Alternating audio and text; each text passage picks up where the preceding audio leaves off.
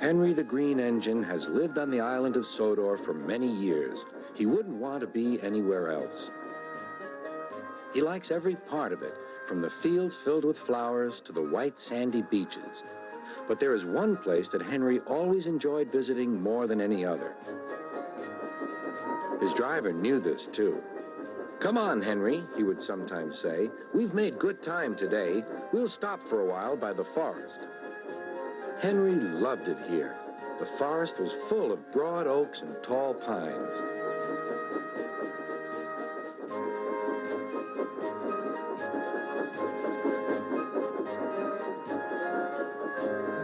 Henry could remember the day long ago when he and Toby brought some new trees to be planted, and Terence and Trevor helped haul them into place. Now he could see the trees growing amongst the others on the hillside. Henry always felt better for being here. He couldn't really explain why, but his driver understood. "It's peaceful," he said to Henry. But one night, everything changed.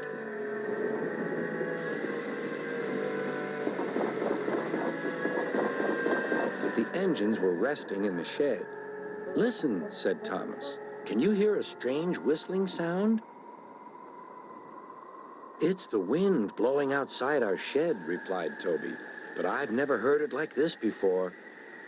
"Do you know," added James, "if Gordon wasn't here now, I'd say it was him thundering by with the express." All the engines laughed, except Henry. "I hope the wind won't harm the forest." By morning, the fierce winds had gone, but the damage was done. Henry's driver came to see him in the yard. "Trees have fallen on the line," he said. "We must help clear the tracks." Donald set off with the breakdown train, and Henry followed.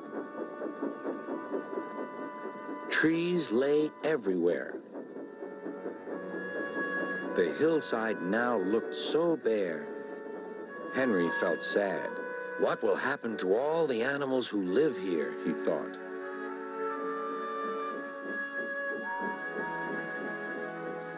When Henry's flat cars were full of logs, he took them to the timber mill where they would be turned into furniture and other things. Henry was glad the wood was being put to good use, but he was still sorry to lose part of his forest. "Oh dear," sighed Toby to Thomas. "I wish there was something we could do to make things better again." "Yes, indeed," replied Thomas. "But what? We can't mend broken trees." "Hello, Toby," said Sir Topham Hatt. "You do look glum." "I'm sad about the trees," said Toby. "And so is Henry. The forest is a special place to him. Now some of it is gone."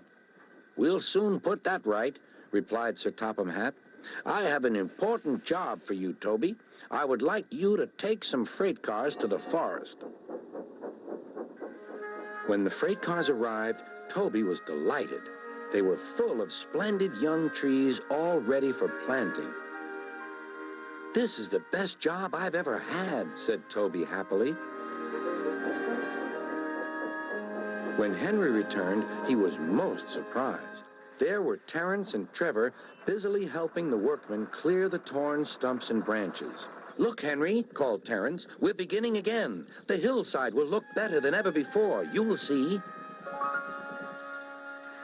Now, whenever Henry stops by the forest, he can see the new trees growing strong and tall. Sometimes everywhere is very quiet, and at other times Henry can hear leaves rustling or a bird's wing brushing the air. Often he can hear the distant sound of children laughing, and always he is happy here.